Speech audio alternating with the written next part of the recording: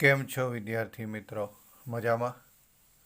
ગયા લેક્ચરમાં આપણે વાર્ષિક હિસાબમાં નફા નુકસાનનું પત્રક અને પાકું સરવૈયું એમ બંને વસ્તુ બનાવવાની હોય એવો દાખલો જોયો. આગળ હવે બીજો એક દાખલો જોઈએ. દાખલા નંબર 6. કવિતા લિમિટેડનું તારીખ 31/3/2020ના રોજનું કાચું સરવૈયું નીચે મુજબ છે. 31/3/2020ના રોજનું કાચું સરવૈયું. બાકીઓ ઉધાર રૂપિયા, જમા રૂપિયા. પહેલું જ આપણને કીધું ઇક્વિટી શેર મૂડી 16,20,000 જેની જમા બાકી આપી છે. જમીન મકાન ઉધાર બાકી 15,39,000. શરૂઆતનો સ્ટોક ઉધાર બાકી 2,43,000. મળેલ કમિશન જમા બાકી 1,05,300. દેવાદારો 12,15,000 ઉધાર બાકી. ઓફિસ અને વેચાણ ખર્ચ ઉધાર બાકી 1,62,000. ખરીદી ઉધાર બાકી 28,75,000. 10%ના ડિબેન્ચર જમા બાકી 8,10,000. ડિબેન્ચર વ્યાજ ઉધાર બાકી 81,000. પગાર ઉધાર બાકી 20,25,000. બેંક ઓવરડ્રાફ્ટ જમા બાકી 97,200. વેચાણ જમા બાકી 64,80,000. સોફ્ટવેર ઉધાર બાકી 8,10,000 અને મજૂરી ઉધાર બાકી 1,62,000. ઉધાર બાકીઓનો કુલ સરવાળો છે 91,12,500 અને જમા બાકીઓનો સરવાળો પણ 91,12,500. વધારાની માહિતી. નંબર 1, આખર સ્ટોક 2,83,500 અને નંબર 2, નફાના 50% કરવેરાની જોગવાઈ કરો. એટલે કે નફા નુકસાનનું પત્રક જે બનાવીએ એમાં કરવેરાની જોગવાઈ આપણે કેટલા ટકા કરવાની? 50%. ઉપરની વિગતો પરથી કંપની ધારા 2013ના પરિશિષ્ટ 3 પ્રમાણે વાર્ષિક હિસાબો તૈયાર કરો. તો અહીંયા આપણે કાચું સરવૈયું જે જોઈએ એની અંદર આપણને નફા નુકસાનને લગતી પણ વિગતો આપી છે અને પાકા સરવૈયાને લગતી વિગતો બી આપી છે. અને નીચે વધારાની માહિતીમાં સ્પષ્ટતા કરી કે પરિશિષ્ટ 3 મુજબ વાર્ષિક હિસાબ તૈયાર કરો. વાર્ષિક હિસાબ તૈયાર કરવાનું કે ત્યારે તમારે નફા નુકસાનનું પત્રક પણ બનાવવું પડે અને પાકું સરવૈયું પણ બનાવવું પડે. હવે કાચા સરવૈયામાં આપણને જે બાકીઓ આપી છે તો એમાં એક નજર કરી લઈએ કે ઇક્વિટી શેર મૂડી ક્યાં લખાશે? તો કે પાકા સરવૈયામાં શેર હોલ્ડરના ભંડોળોમાં શેર મૂડીમાં આવશે. જમીન મકાન ક્યાં આવે? તો કે પાકા સરવૈયામાં મિલકતોમાં બિનચાલુ મિલકતના શીર્ષક હેઠળ કાયમી મિલકતમાં દ્રશ્યમાં આવશે. શરૂઆતનો સ્ટોક.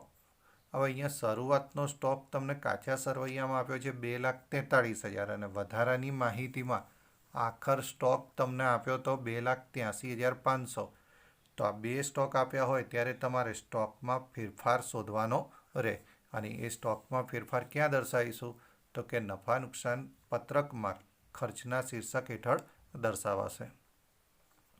મળેલ કમિશન શું કહેવાય? આવક. અને કેવી આવક? તો કે વધારાની એટલે કે અન્ય ઉપજ નફા નુકસાનના પત્રકમાં દર્શાવાશે. દેવાદારો વેપારી લેણા પાકા સરવૈયામાં ચાલુ મિલકતના શીર્ષક હેઠળ દર્શાવાય. ઓફિસ અને વેચાણ ખર્ચ નફા નુકસાનના પત્રકમાં ખર્ચના શીર્ષક હેઠળ અન્ય ખર્ચમાં નોંધાય. ખરીદી નફા નુકસાનના પત્રકમાં ખર્ચના શીર્ષક હેઠળ ખરીદી આવશે. 10%ના ડિબેન્ચર આ શું કહેવાય? ઉછીના નાણાં. અને કેવા સમયગાળો? તો કે લાંબો સમયગાળો હોય. આથી લાંબા ગાળાના ઉછીના નાણાં ગણાશે. ડિબેન્ચર વ્યાજ ડિબેન્ચર પર જે વ્યાજ ચૂકવીએ એ ખર્ચ કહેવાય. અને કેવો ખર્ચ કહેવાય? તો કે નાણાકીય ખર્ચ. આથી નફા નુકસાનના પત્રકમાં નાણાકીય ખર્ચમાં એનો સમાવેશ કરીશું. પગાર કર્મચારી લાભના ખર્ચા નફા નુકસાનના પત્રકમાં દર્શાવાશે. બેંક ઓવરડ્રાફ્ટ આ પણ ઉછીના નાણાં પણ કેવા? ટૂંકા ગાળા માટે. આથી ચાલુ દેવામાં ટૂંકા ગાળાના ઉછીના નાણાંમાં દર્શાવીશું. વેચાણ કામગીરી ઉપજ નફા નુકસાનના પત્રકમાં. સોફ્ટવેર આ શું કહેવાય? મિલકત કહેવાય. અને કેવી મિલકત? તો કે અદ્રશ્ય મિલકત. આથી પાકા સરવૈયામાં મિલકતોના શીર્ષકમાં બિનચાલુ મિલકતમાં કાયમી મિલકતમાં અદ્રશ્ય મિલકત તરીકેને દર્શાવીશું. અને મજૂરી પ્રત્યક્ષ ખર્ચ નફા નુકસાનના પત્રકમાં ખર્ચના શીર્ષક હેઠળ દર્શાવીશું. તો નફા નુકસાનનું પત્રક અને પાકું સરવૈયું પહેલાં બનાવી દઈએ. તો નફા નુકસાનનું પત્રક આપણે દોરી કાઢ્યું છે. સૌ પ્રથમ એનું શીર્ષક લખી કાઢીશું.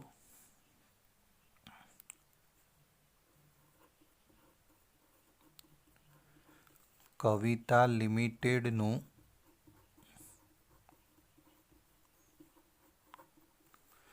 તારીખ 31/3/2020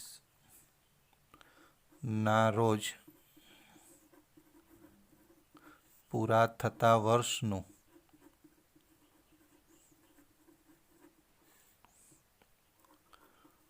નફા નુકસાનનું પત્રક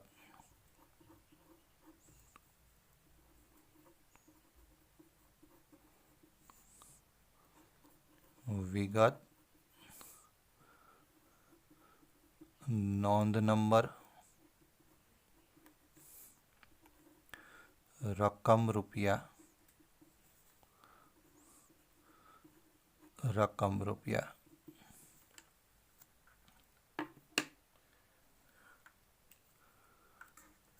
આપણો પહેલો જ પોઈન્ટ એમાં શું હતો? તો કે કામગીરીમાંથી ઉપજ.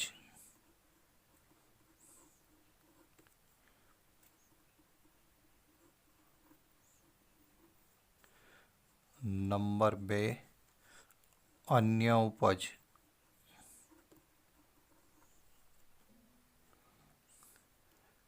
નંબર 3 કુલ ઉપજો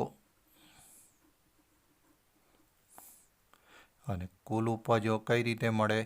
તો 1 અને 2નો સરવાળો કરવાથી. નંબર 4 ખર્ચાઓ.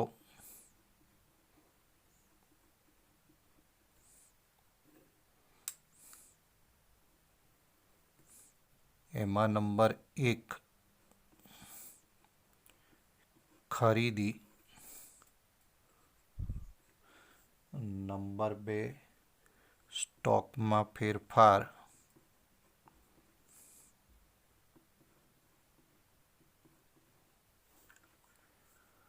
નંબર 3 પ્રત્યક્ષ ખર્ચા.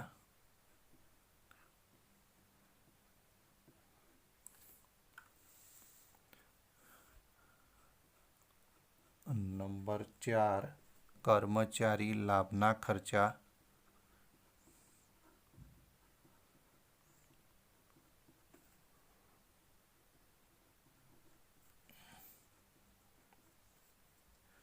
નંબર 5 નાણાકીય પડતર.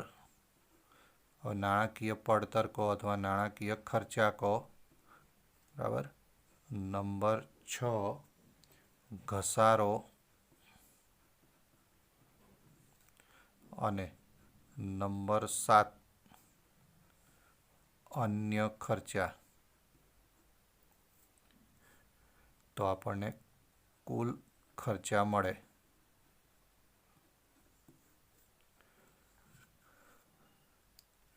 નંબર 5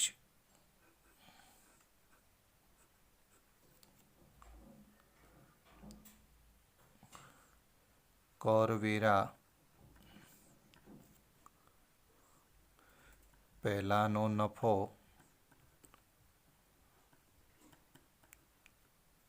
હવે કરવેરા પહેલાનો નફો આપણને કઈ રીતે મળશે? તો નંબર 3માંથી નંબર 4 બાદ કરીએ તો આપણને કરવેરા પહેલાનો નફો મળે. નંબર 6 કરવેરાની જોગવાઈ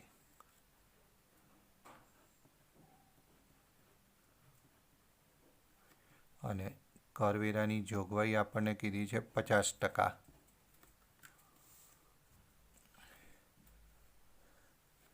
અને નંબર 7,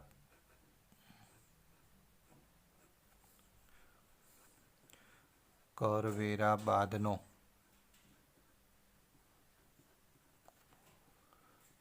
નફો.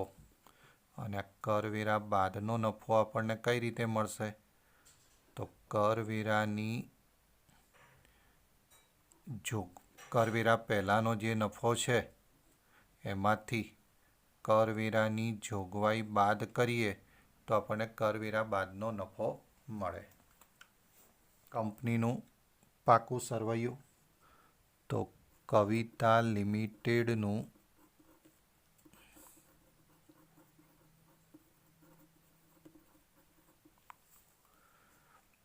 તારીખ 31/3/2020 રોજનું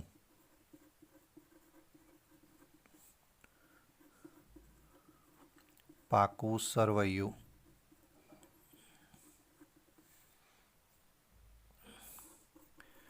વિગત નોંધ નંબર રકમ રૂપિયા.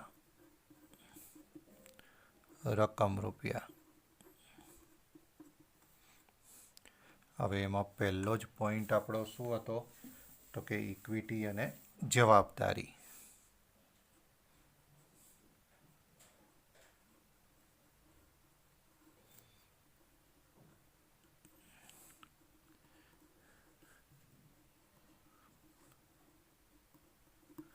એમાં પેટા 3 શીર્ષકો આવે છે. પહેલું જ હતું શેર હોલ્ડર્સના ભંડોળો.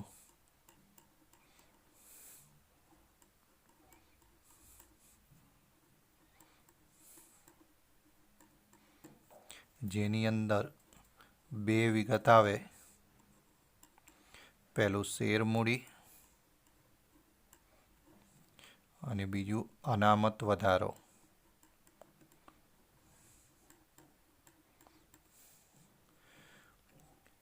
બીજું આપણું પેટા શીર્ષક હતું બિન ચાલુ જવાબદારીઓ.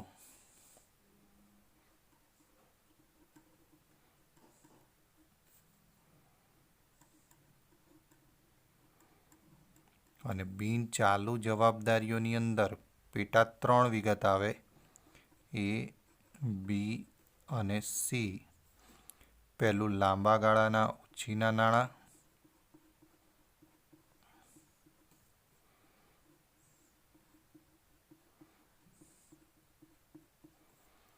બીજું અન્ય લાંબા ગાળાની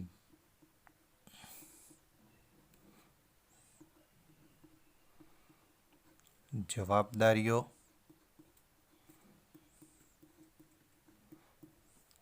અને ત્રીજું લાંબા ગાળાની જોગવાઈઓ.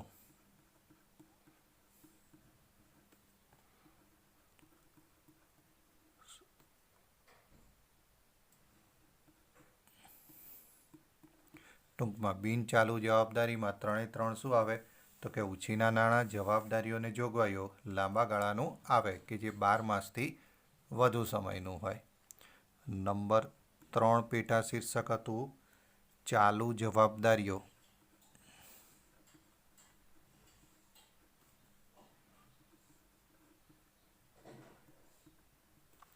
જેમાં પેટા 4 વિગત આવે. A, B, C અને D. ટૂંકા ગાળાના ઉછીના નાણાં,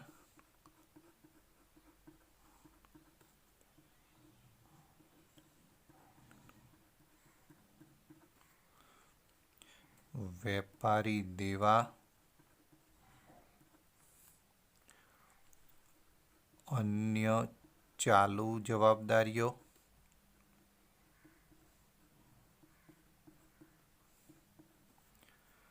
અને ટૂંકા ગાળાની જોગવાઈઓ.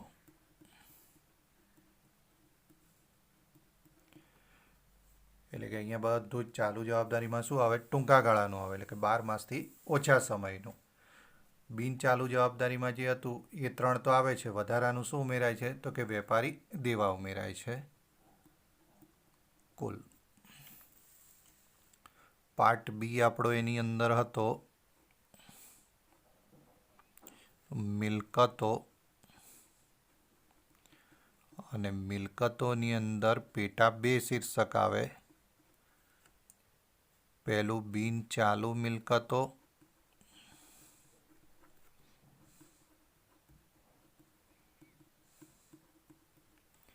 જેની અંદર 4 પેટા વિગત આવે.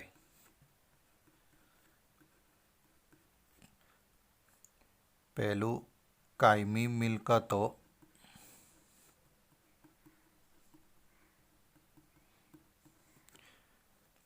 જેમાં 1 દ્રશ્ય મિલકત અને 2 અદ્રશ્ય મિલકત. બીમાં બિન ચાલુ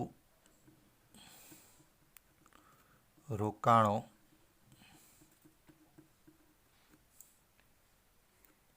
સીમાં લાંબા ગાળાનું લોન ધિરાણ, અને ડીની અંદર અન્ય બિન ચાલુ મિલકતો.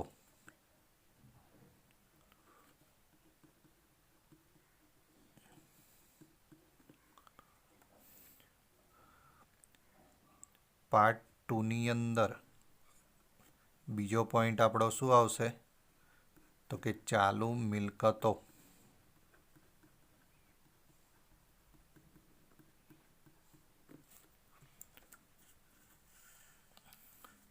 આ ચાલુ મિલકતમાં કુલ 6 પેટા વિગતો આવે. એ, બી, સી, ડી, ઈ અને એફ. તો પહેલું જ હતું ચાલુ રોકાણો,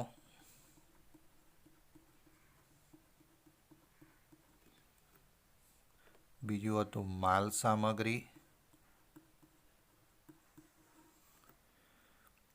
ત્રીજું વેપારી લેણાં,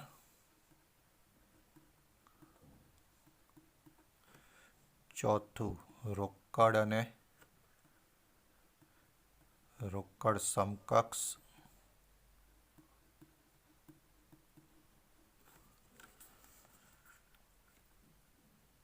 પાંચમું ટૂંકા ગાળાનું લોન ધિરાણ,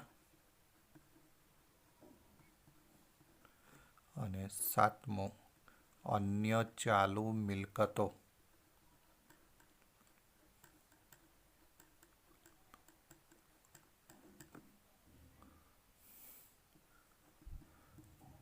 કુલ તો આપણે નફા નુકસાનનું પત્રક અને પાકું સરવૈયું બનાવી દીધું.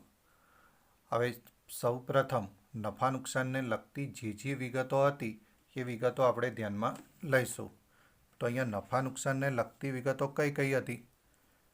તો સૌથી પહેલું એક તો શરૂઆતનો સ્ટોક, મળેલ કમિશન, ઓફિસ ખર્ચા, ખરીદી, ડિબેન્ચર વ્યાજ, પગાર, વેચાણ અને મજૂરી.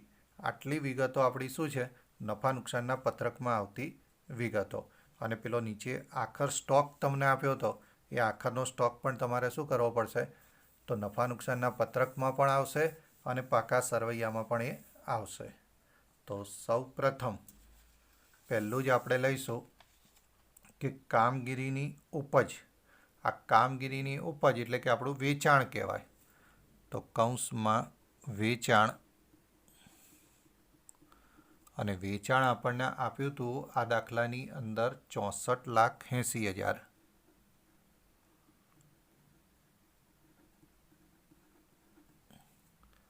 અન્ય ઉપજમાં શું આવે? તો અહીંયા મળેલ કમિશન એ આપણી શું કહેવાય? વધારાની આવક કહેવાય. તો અન્ય ઉપજના કૌંસમાં મળેલ કમિશન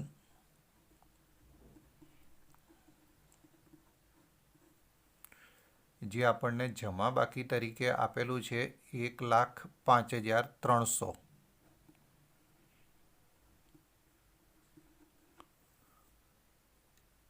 તો આ બંનેનો આપણે સરવાળો કરીએ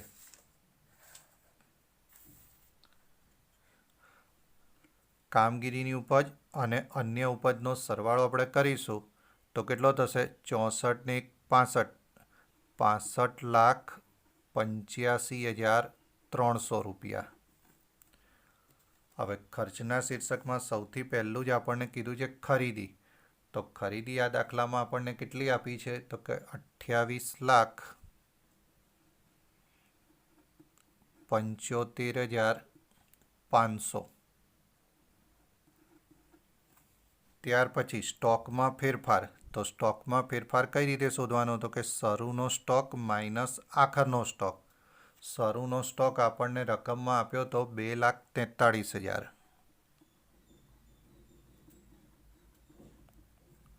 આખરનો સ્ટોક આપણને આપ્યો તો 2,83,500.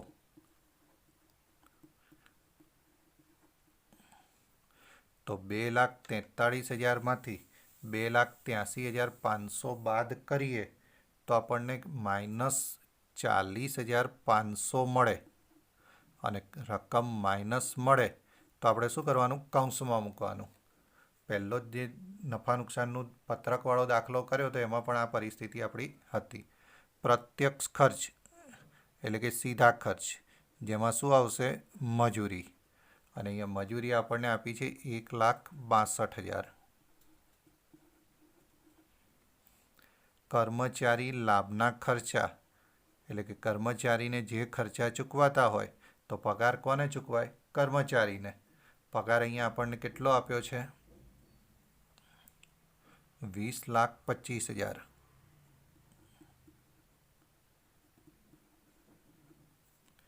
નાણાકીય પડતર. આપણે કોઈ પણ નાણાં લીધા હોય ઉછીના અને એનું વ્યાજ જે ચૂકવીએ તો એ આપણા માટે શું કહેવાય? નાણાકીય ખર્ચ. અહીંયા ડિબેન્ચર વ્યાજ આપ્યું છે એ આપણા માટે નાણાકીય પડતર ગણાશે. તો ડિબેન્ચર વ્યાજ 81,000. ઘસારો. તો અહીંયા ઘસારો આપણને આપ્યો નથી તો ડેશ. અન્ય ખર્ચા. તો ઓફિસ અને વેચાણ ખર્ચ આપ્યું છે એ આપણા માટે શું કહેવાય? અન્ય ખર્ચ. તો ઓફિસ અને વેચાણ ખર્ચ જે આપણને રકમ આપી હતી 1,62,000. તો આ બધાનો આપણે સરવાળો કરીએ તો 28,75,500, 1,62,000, 20,25,000, 81,000 અને 1,62,500 એમાંથી 40,500 બાદ કરીએ તો આપણને 52,65,000 તફાવત મળે અથવા સરવાળો મળે. હવે અહીંયા તમારી કુલ ઉપજો કેટલી હતી? 65,85,300. એમાંથી કુલ ખર્ચા આવ્યા 52,65,000. તો એ બંનેમાંથી બાદ બાકી કરીએ તો આપણને તફાવત કેટલો મળશે? 13,20,300 રૂપિયા. હવે આ 13,20,300 જે મળ્યા એને આપણે શું કહીશું? કરવેરા પહેલાંનો નફો. કરવેરાની જોગવાઈ આપણને કીધી હતી 50%. તો 13,20,300ના 50%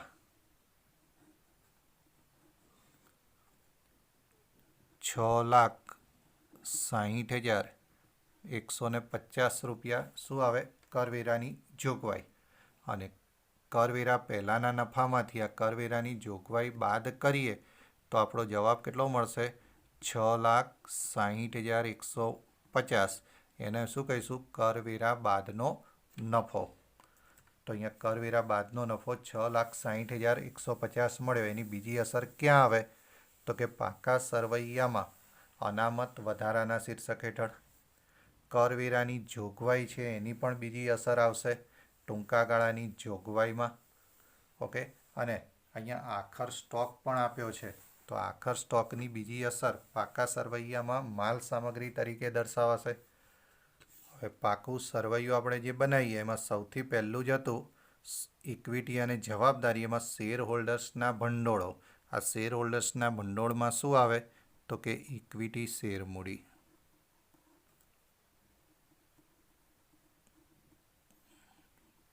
અને રકમ આપણને આપી છે 16,20,000.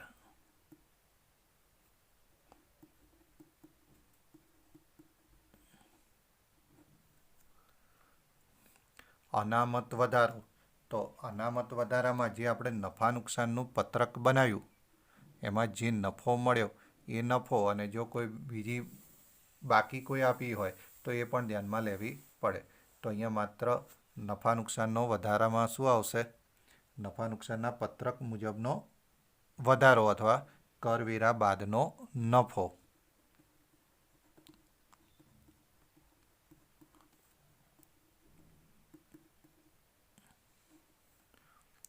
₹6,60,150.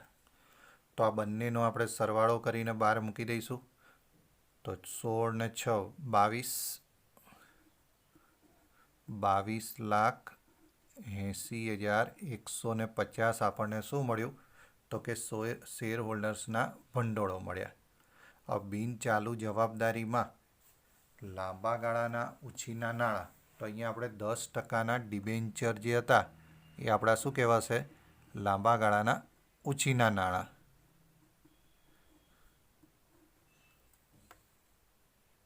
₹8,10,000. અન્ય લાંબા ગાળાની જવાબદારી તો એ કંઈ આપ્યું નથી. લાંબા ગાળાની કોઈ જોગવાઈઓ પણ આપણી જોડે નથી. તો બિન ચાલુ જવાબદારીઓ આપણને મળે છે 8,10,000. હવે ચાલુ જવાબદારીની અંદર આપણને 4 વિગત હતી. એક તો ટૂંકા ગાળાના ઉછીના નાણાં. અહીંયા ટૂંકા ગાળાના ઉછીના નાણાંમાં આપણને બેંક ઓવરડ્રાફ્ટ આપ્યો છે 97,200. વેપારી દેવા એટલે કે લેણદાર અથવા દેવી હુંડી બેમાંથી કોઈ વિગત આપી નથી તો ડેશ. અન્ય ચાલુ જવાબદારીઓ પણ નથી આપી તો ડેશ. કરવેરાની જોગવાઈ આપણે ગણી હતી ₹6,60,150. તો આનો સરવાળો કરીને આપણે બહાર મૂકી દઈશું. 7,57,350. તો ઇક્વિટી જવાબદારીનો પાર્ટ પૂરો થયો. એનો આપણે સરવાળો કરી દઈએ તો 22,80,150, 8,10,000 અને 7,57,350. આ ત્રણેયનું ટોટલ આપણે કરીએ તો 38,47,500 જવાબ મળે.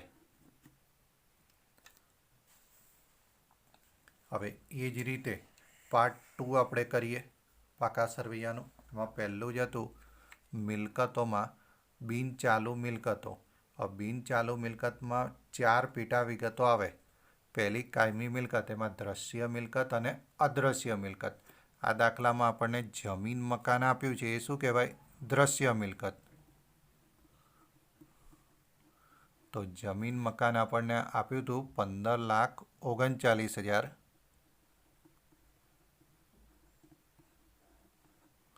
સોફ્ટવેર આપ્યું છે એ શું કહેવાય? અદ્રશ્ય મિલકત. તો અદ્રશ્યમાં સોફ્ટવેર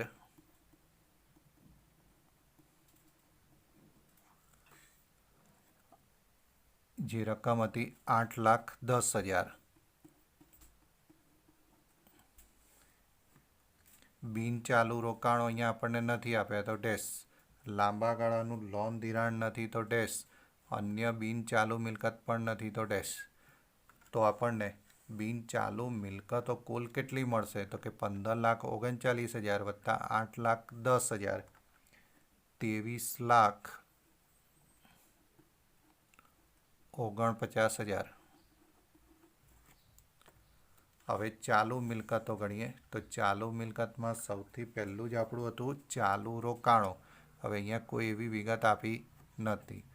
માલ સામગ્રીમાં આખર સ્ટોક અને આખર સ્ટોક આપણને રકમમાં હતો 2,83,500. વેપારી લેણા તો એમાં દેવાદાર અને લેણી હુંડી આવે.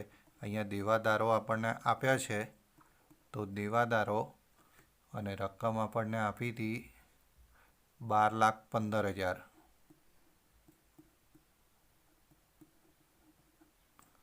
રોકડ અને રોકડ સમકક્ષ નથી તો ડેશ. ટૂંકા ગાળાનું લોન ધિરાણ નથી તો ડેશ. અને અન્ય ચાલુ મિલકતો પણ નથી તો ડેશ.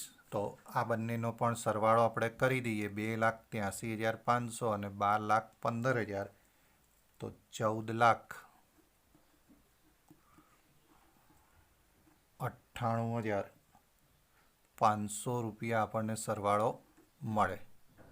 તો 23,49,000 અને 14,98,500 તો એનો પણ સરવાળો આપણો કેટલો થશે 38,47,500.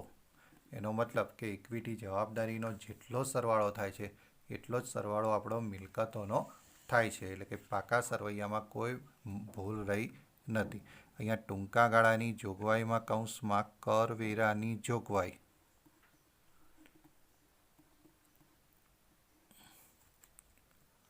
ઓકે, તો આ રીતે આ દાખલાની અંદર આપણને 3 વસ્તુ મળી.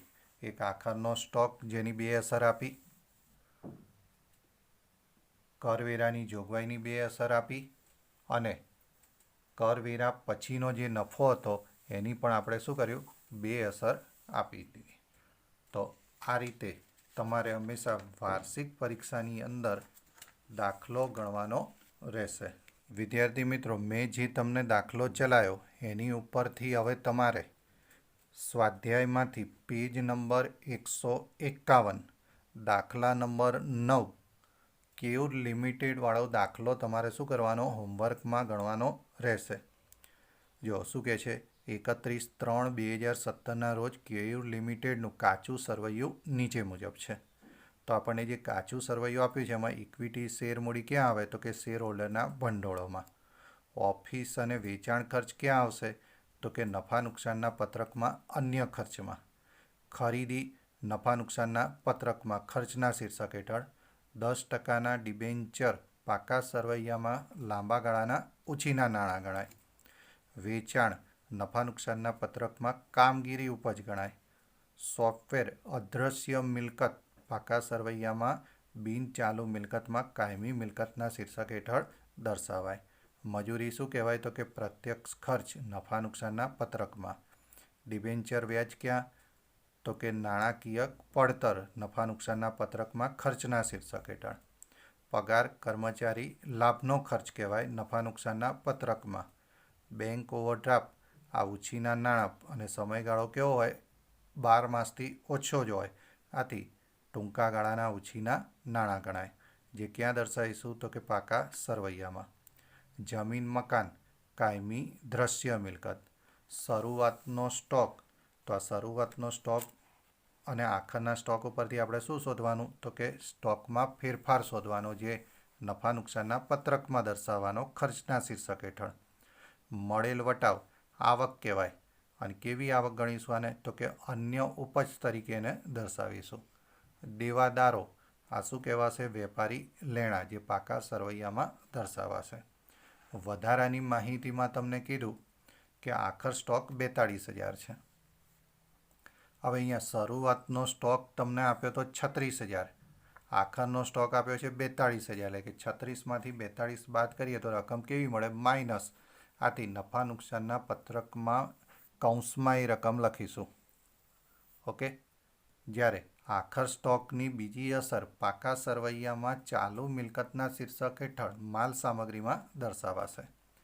નફાના 50% કરવેરાની જોગવાઈ કરવાની, એટલે કે નફા નુકસાનના પત્રકમાં કરવેરા પહેલાંનો જે નફો મળે એના 50% કરવેરા એમાંથી બાદ કરીશું તો આપણને કરવેરા પછીનો નફો મળશે.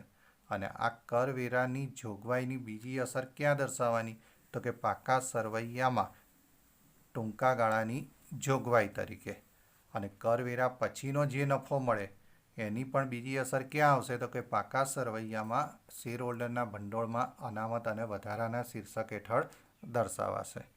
આપેલ વિગતો પરથી 31/3/2017ના રોજ પૂરા થતા વર્ષના 2013ના પરિશિષ્ટ 3 મુજબ વાર્ષિક હિસાબ તૈયાર કરો. એટલે કે આપણને સ્પષ્ટ કહી દીધું કે વાર્ષિક હિસાબ એટલે કે તમારે નફા નુકસાનનું પત્રક અને પાકું સરવૈયું બંને બનાવવાનું રહેશે. ખ્યાલ આવી ગયો? તો આ દાખલો તમારે કેટલી વાર ગણવાનો? 2 વાર હોમવર્કમાં ગણવાનો રહેશે. Okay, thank you.